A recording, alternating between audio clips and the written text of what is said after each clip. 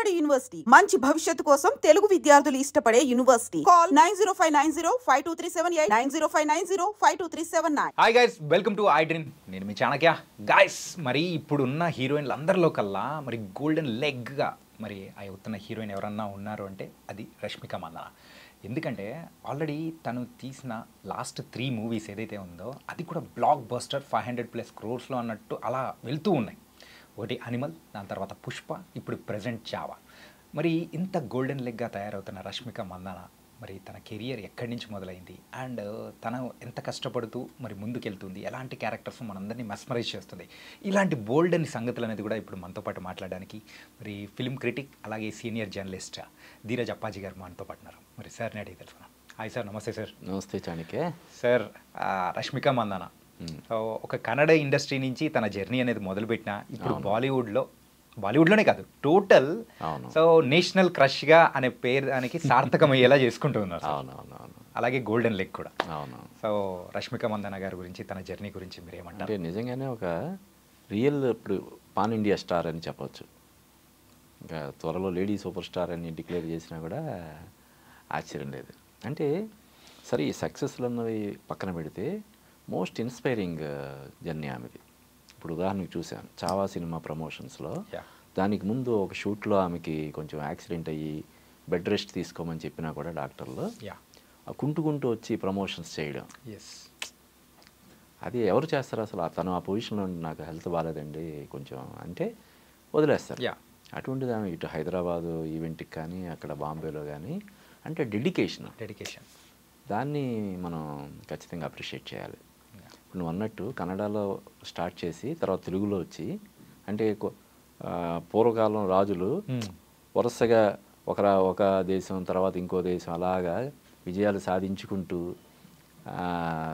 ఇదవుతారు కదా, ఒక్కొక్క రాజ్యాన్ని గెలుచుకుంటూ ఇదైనట్టుగా ఈమె ముందు కన్నడలో అక్కడ హృదయాలు గెలుచుకుంది, కన్నడ ప్రేక్షకుల హృదయాలు. తర్వాత తెలుగులో కూడా ముందు చిన్న సినిమా చలో సినిమాతో, తర్వాత ఇలా వరుసగా అలా కెరీర్ వరుసగా అలాగా తను వన్ బై వన్ హిట్ కొట్టుకుంటూ, తెలుగులో చాలా హిట్లు ఉన్నాయి కదా, భీష్మ ఉంది, గీత గోవింద్ ఉంది, సరిలేరు నీకెవరు, ఇంకా పుష్ప గురించి పుష్ప 2, యానిమల్.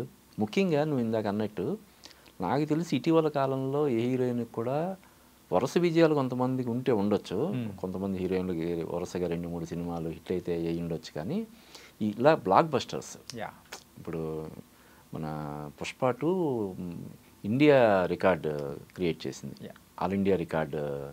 యానిమల్ కూడా సెన్సేషనల్ హిట్. ఇప్పుడు చావా సినిమా కూడా మొదటి 3 రోజుల్లోనే 100 కోట్లు దాటిపోయి, అది కూడా అది ఒక హిస్టారికల్ మూవీ. అంటే ఈ యానిమల్ పుష్ప పక్కా కమర్షియల్ సినిమాలు.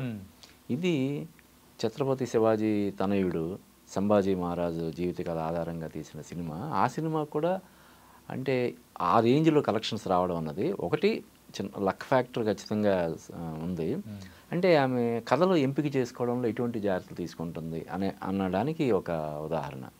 ఇప్పుడు అలాగే బాలీవుడ్లో చూస్తే ఇప్పుడు నెక్స్ట్ సినిమా సల్మాన్ ఖాన్తో సికిందర్ సినిమా ఉంది. ఆ తర్వాత మళ్ళీ సల్మాన్ ఖాన్ చేస్తున్న ఇంకో సినిమా కూడా తను సైన్ చేసింది. అంటే సల్మాన్ ఖాన్తో బ్యాక్ టు బ్యాక్ 2 సినిమాలు. ఒక పక్క సల్మాన్ ఖాన్ లాంటి ఒక సూపర్ స్టార్తో సినిమాలు చేస్తూ, ఇంకో పక్క ప్యారలర్గా ఆయుష్మాన్ ఖురానాతో ఒక సినిమా చేస్తుంది. అంటే తను ఇప్పుడు చాలా పెద్ద బ్లాక్ బస్టర్ కొట్టాను కాబట్టి ఇటువంటి సినిమాలే చేయాలి అని కాకుండా సెలెక్టివ్గా వెళ్తుంది. అలాగే మన తెలుగులో ఒక సినిమా డ్రీమ్ గర్ల్లో గర్ల్ ఫ్రెండ్ అని ఒక చిన్న movie, women oriented movie, dream girl అనుకుంటా, డ్రీమ్ గర్ల్ గర్ల్ ఫ్రెండ్ సరే అది కూడా ఫిమేల్ ఓరియంటెడ్. అది ఆ అమ్మాయి సైన్ చేసేటప్పటికి బహుశా చిన్న సినిమా అయి ఉంటుంది. ఇప్పుడు అది కూడా చాలా పెద్ద సినిమా అయిపోద్ది. ఎందుకంటే ఇప్పుడు రష్మికకి కన్నడలో మార్కెట్, తమిళ్లో మార్కెట్, తెలుగులో మార్కెట్, హిందీలో మార్కెట్. అంటే ఇలా జాగ్రత్తగా డిజైన్ చేసుకోవడం అన్నది కూడా చాలా గొప్ప విషయం. దానికి మనం హ్యాట్స్ ఆఫ్ చెప్పాల్సిందే రష్మికకి. యూజువల్గా మీరు అన్నట్టు ఆ స్క్రిప్ట్ సెలెక్షన్లో కూడా చాలా వైవిధ్యం అనేది కూడా చూపిస్తుంది సార్. అవును. అనిమల్ ఒక రకమైన మూవీ, పుష్ప ఇంకో రకమైన. అంటే ఇప్పుడు చావా ఒక హిస్టారికల్గా అంటే ప్రేక్షకుల మనస్సుల్లోకి వెళ్ళిపోయే ఒక మూవీ. అవును, అంతే కదా. మూడు డిఫరెంట్ జోనర్స్ సినిమాలు. దానికి మనం రష్మికని మనం అభినందించాలి. అంటే ఓ పక్క ఏంటి మరీ ఎంత బోల్డ్గా చేస్తుంది ఈ అమ్మాయి అనిపించేలాగా, ఇప్పుడు యానిమల్ సీన్స్ కానీ, పుష్ప 2 ఆ సాంగ్స్ కానీ మరీ బోల్డ్గా చేస్తుంది ఏంటి అని అనిపించేలాగా ఓ పక్క ఉంటుంది. ఇంకో పక్క ఇలాగా కాన్సెప్ట్ బేస్డ్ సినిమాలు చేయడం అన్నది మనం హ్యాట్స్ ఆఫ్ చెప్పాల్సిందే. సార్ చాలామంది హీరోయిన్స్ సో మన సౌత్ ఇండియా నుంచి మొదలుపెట్టి వాళ్ళ జర్నీ అనేది కూడా అది బాలీవుడ్కి వెళ్ళిన తర్వాత అక్కడ మాత్రం కొంచెం అంటే తడబడి మరి పడిపోయిన వాళ్ళు కూడా ఉన్నారు. కానీ రష్మిక మందాన కెరియర్స్ అంటే ఇప్పుడు తన సెలెక్షన్స్ మొత్తం చూసుకున్నా కానీ అలా కనిపించట్లేదు. కానీ స్ట్రాంగ్ అంటే అడుగులే పడుతూ ఉన్నాయి. అవును, మెయిన్గా దీనికి గల కారణాలు ఏమనుకోవచ్చు అంటే మన ఆల్ ఇండియా లెవెల్లో స్టార్డమ్ తెచ్చుకున్న హీరోయిన్స్ హేమాలిని కావచ్చు, రేఖ కావచ్చు, జయప్రద కావచ్చు, శ్రీదేవి కావచ్చు, వీళ్ళందరూ మన సౌత్ ఇండియా మూలాలు కలిగిన వాళ్ళు కావడం. ఈవెన్ ఐశ్వర్య రాయ్ కావచ్చు, వీళ్ళందరూ కూడా సౌత్ ఇండియా నుంచి అక్కడికి వెళ్ళి బాలీవుడ్ వెళ్ళి అక్కడ విజయ పతాకం ఎగరవేసిన వాళ్ళు. ఇప్పుడు రష్మిక కూడా అంతే కదా, కన్నడ నుంచి తెలుగు వచ్చి తెలుగులో నుంచి హిందీకి వెళ్ళి, అంటే అంతకుముందు చాలామంది హీరోయిన్లు మంచి లైమ్ లైట్లో చాలా సంవత్సరాలు స్టార్డమ్ అది చూసినా కూడా ఎక్కువ మంది, ఇందాక నేను చెప్పినట్టు ఎక్కువ మంది హీరోయిన్లు మన సౌత్ ఇండస్ట్రీ మన సౌత్ మూలాలు కలిగిన వాళ్ళు కావడం ఇక్కడ గమనార్హం అన్నమాట. ఓకే, అంటే ఈ మధ్య కాకపోతే శ్రీదేవి జయప్రద తర్వాత మన సౌత్ మూలాలు కలిగిన హీరోయిన్ ఆ రేంజ్లో ఇది చేయడం అన్నది, హల్చల్ చేయడం అన్నది ఇప్పుడు రష్మికతో. ఈవెన్ పూజా హెగ్డే కూడా మన కన్నడ అమ్మాయి అనుకుంటా కదా, కన్నడ మూలాలు కలిగిన కన్నడ మూలాలు అయితే ఉన్నాయి. సో ఇప్పుడు ఆల్మోస్ట్ నంబర్ 1 హీరోయిన్ అని మనం హ్యాపీగా డిక్లేర్ చేయొచ్చు. ఈ ముహూర్తాన్ని నేషనల్ క్రష్ అన్నారు, దానికి సార్థకం అయిపోయేలా రష్మిక అని. సార్ అంటే ఈ విషయాలే కాకుండా కొన్ని లైటర్ నోట్ కొంచెం నెగిటివిటీ అనేది కూడా కన్నడ ఇండస్ట్రీలో అనేది కూడా మూట కట్టుకునేది, అది కూడా తన కెరియర్ స్టార్టింగ్లో. అవును. సో కానీ అంత నెగిటివిటీ అటు సైడ్ ఉన్నా కానీ తను చేసే మూవీస్తో దాన్ని కూడా పాజిటివ్గా మలుచుకోవడంలో కూడా సక్సెస్ అయింది అనుకోవచ్చా? అవును. అంటే ఇప్పుడు ఉదాహరణకి మొన్న ఈ చావా సినిమా గురించి మాట్లాడుతూ నేను హైదరాబాద్ నుంచి వచ్చాను అని చెప్పి అనగానే అక్కడ నువ్వు హైదరాబాద్ నుంచి వెళ్ళావా, నువ్వు ఎక్కడి నుంచి వెళ్ళావు, మూలాలు మర్చిపోయావా అని చెప్పి కన్నడలో ఆగ్రహావేశాలు వ్యక్తం చేశారు. అంటే తన ఉద్దేశం ఏంటి, ఇప్పుడు హైదరాబాద్లో ఎక్కువ సినిమాలు చేస్తుంది, హైదరాబాద్ నుంచి ముంబై వచ్చానన్న ఉద్దేశంతో తను చెప్పుండొచ్చు కదా. ఇప్పుడు గర్ల్ ఫ్రెండ్ షూట్ కోసం, లేకపోతే కుబేరా అని ఇప్పుడు ఇంకొక pan India cinema Dhanush Nagarjuna Sekhar Kammula డైరెక్షన్లో చేస్తున్న సినిమా, ఆమె మామూలు క్యాజువల్గా హైదరాబాద్ నుంచి వచ్చానని చెప్పగానే దాన్ని వాళ్ళు ఎక్కువ ట్రోల్ చేశారు. దాని గురించి ఆమె వివరణ కూడా ఇచ్చింది. అయితే ఏంటంటే జనరల్గా కొంత ఉంటుంది పొరపాటు నేను మర్చిపోవడం. ఆ మధ్య కాంతారా సినిమా గురించి కూడా ఆమె వెంటనే దాన్ని అప్రిషియేట్ చేయలేదు. ఒక కన్నడ సినిమా జాతీయ స్థాయిలో ఒక సంచలన విజయం సాధిస్తుంటే కానీ ఏంటి తను షూటింగ్లు వరుసగా బిజీలో ఉండి సినిమా చూడకపోవడం వల్ల సినిమా చూసిన తర్వాత నేను దాన్ని ట్వీట్ చేద్దామని లేట్ చేశాను అని దాని గురించి కూడా వివరణ ఇచ్చింది కదా. అంటే మన అమ్మాయి ఈ రోజున ఈ రేంజ్లో వరుస విజయాలు సాధిస్తుంది, ఇప్పుడు నంబర్ 1 హీరోయిన్గా డిక్లేర్ చేస్తున్నారంటే వాళ్ళు గర్వకారణంగా భావించాలి. ఎట్ ది సేమ్ టైము ఇప్పుడు పదే ఇటువంటి ఎక్కువ వస్తున్నాయి కాబట్టి రష్మిక కూడా ఆ విషయంలో కొంచెం శ్రద్ధ తీసుకోవాలి. ఎప్పుడు మూలాలు మర్చిపోవడం అనేది ఎవరికి మంచిది కాదు. మూలాలు ఎప్పుడు కూడా అనుక్షణం గుర్తుపెట్టుకోవాలి. తను ఎక్కడి నుంచి వచ్చింది, తన కెరీర్ ఎక్కడ స్టార్ట్ అయింది, ఎవరు తనని ఎంకరేజ్ చేశారు ఏంటనేది ఎప్పుడు మర్చిపోకూడదు. నాకు తెలిసి రష్మిక మర్చిపోలేదు, కానీ ఇలాగ 1-2 సార్లు వాళ్ళు కొంచెం హర్ట్ అయినట్టుగా ఇదవుతుంది కాబట్టి ఫర్దర్గా తను మాట్లాడేటప్పుడు కానీ తన ఇంట్లో కానీ కొంచెం జాగ్రత్తగా ఉంటే ఇంకా అంటే ఇప్పుడు ఇంకా చాలా ఉజ్వలమైన భవిష్యత్తు ఉంది కాబట్టి కదా. ఇంకా చెప్పాలంటే జస్ట్ ఆమె కెరీర్ ఇప్పుడే బిగిన్ అయినట్టు అక్కడ బాలీవుడ్లో. మరి వరుసగా 3 సినిమాలు సూపర్ డూపర్ హిట్ అయిన తర్వాత ఇంకెలా ఉంటుంది నెక్స్ట్. ఇప్పుడు మన సికిందర్ సినిమా మీద కూడా మంచి హోప్స్ ఉన్నాయి. మురుగదాస్ దానికి డైరెక్టర్. ఆ సినిమా కూడా హిట్ అయిందంటే ఇంకా అసలు మామూలుగా ఉండదు. మీరు అన్నట్టు ఆ లైనప్ అనేది కూడా చూస్తే ధనుష్ గారి మూవీ కుబేరా అది కానీ ఒక మంచి పాజిటివ్ వైబ్రేషన్ అనేది కూడా Sekhar Kammula one of the best directors కదా. యా, కానీ ఆయన స్ట్రాంగ్ జోన్ నుంచి బయటికి వచ్చి ఒక కమర్షియల్ ఆస్పెక్ట్ లో ఒక కైండ్ ఆఫ్ అనేది కూడా అందిస్తున్నారంటే అవును, ఎక్స్పెక్టేషన్స్ అనేది కూడా వేరే. అవునవును, అంటే అందులో కూడా హీరోయిన్. అవును, ఎక్కువగా ఆయన ఎక్కువ లవ్ స్టోరీస్ ఇటువంటివి చేస్తుంటాడు. ఒక్క రానాతో తీసిన లీడర్ ఇస్తే మిగతావన్నీ కూడా ఆయన ప్రేమ ప్రధానమైనటువంటి సినిమాలు చేశాడు. అది ఫిదా కావచ్చు, లవ్ స్టోరీ కావచ్చు, ఇంకోటి కావచ్చు. కానీ ఫస్ట్ టైం అనుకుంటా ధనుష్ నాగార్జున ఇలా భారీ కాంబినేషన్లో పాన్ ఇండియా లెవెల్లో. ఇప్పుడు రష్మిక అంటే ఈ సినిమాలో రష్మికని తీసుకున్నప్పటికీ అంత లేదు, ఇప్పుడు అసలు చాలా పెద్ద ప్లస్ పాయింట్ అయిపోద్ది ఆ సినిమాకి. రియల్ పాన్ ఇండియా అంటే ధనుష్కి ఆల్రెడీ బాలీవుడ్లో మంచి మార్కెట్ ఉంది. నాగార్జున ఎప్పటి నుంచో బాలీవుడ్ ఆడియన్స్కి అందరికీ తెలుసు, తను శివ టైం నుంచి. తర్వాత నాగార్జున సినిమాలన్నీ కూడా హిందీలో విపరీతంగా చూస్తుంటారు, డబ్బింగ్ చేసి అక్కడ చేస్తుంటారు, విపరీతమైన ఆదరణ ఉంటుంది.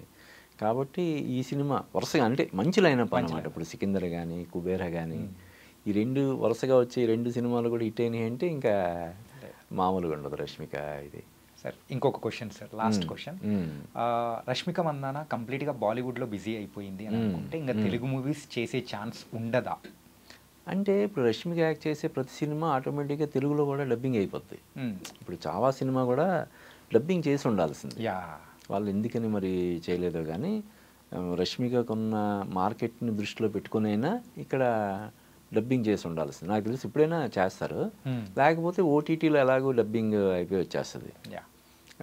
కాబట్టి తెలుగు సినిమాలు చేయకపోయినా కూడా ఆమె నటించే ప్రతి సినిమా కూడా తెలుగులో ఆటోమేటిక్గా. ఇప్పుడు హిందీ సినిమాలన్నీ కూడా ఇంచుమించు డబ్బింగ్ చేస్తున్నారు. నాకు తెలిసి సికిందర్ సినిమా కూడా తెలుగులో ఖచ్చితంగా డబ్బింగ్ చేస్తారు. ఆల్రెడీ సల్మాన్ ఖాన్ అందుకని ఈ తెలుగు మార్కెట్ని వదులుకోకూడదన్న ఉద్దేశంతో గాడ్ ఫాదర్ సినిమాలో స్పెషల్ అపీరెన్స్ చాలాసేపు ఉంటాడు కదా, ఒక 10-15 నిమిషాలు ఉంటాడు అనుకుంటా సల్మాన్ ఖాన్. తర్వాత సల్మాన్ ఖాన్ ఇప్పుడే కాదు, దాదాపుగా 20-30 సంవత్సరాల క్రితమే ఆ ప్రేమ పావురాలు ఆ సినిమాలు, ఇంకోటి ఏదో ప్రేమాలయం, ఆ రెండు అసలు మామూలు హిట్లు అవి. తెలుగులో అప్పుడు రిసీవ్ చేసుకునేది కూడా చాలా బాగుంది. అంటే అసలు ఒక హిందీ సినిమా తెలుగులో 100 రోజులు ఆడడం అనేది చాలా గ్రేట్ అవి. సో అప్పటి నుంచి కూడా తెలుగు ఆడియన్స్కి దగ్గర అయినటువంటి హీరో. కాబట్టి ఖచ్చితంగా ఇక నెక్స్ట్ సల్మాన్ ఖాన్ సినిమాలన్నీ కూడా తెలుగులో ఖచ్చితంగా డబ్బింగ్ అవుతాయి. అందువల్ల ఇంకా రష్మిక తెలుగు సినిమాలు చేయకపోయినా కూడా ఆ లోటు అనేది మనకి పెద్దగా ఉండదు నాకు తెలిసి.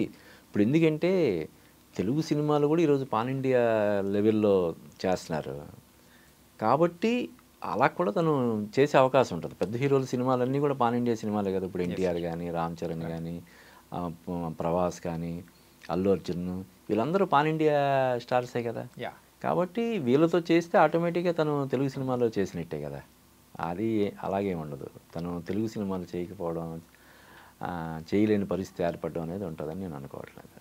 ఓకే సార్, ఇప్పుడైతే రష్మిక మందాన చేస్తున్న మూవీస్ అన్నీ కూడా complete pan Indian movies and అందరినీ అలరించే క్యారెక్టర్స్ అనేది కూడా చేస్తున్నారు. అంటే ఓ పక్క సల్మాన్ ఖాన్ లాంటి ఒక సూపర్ స్టార్ తోటి, ఇంకో పక్క ఆయుష్మాన్ ఖురానా లాంటి అంటే అతను ఆయుష్మాన్ ఖురానా అన్ని కాన్సెప్ట్ బేస్డ్ సినిమాలు చేస్తుంటాడు మనకు తెలుసు.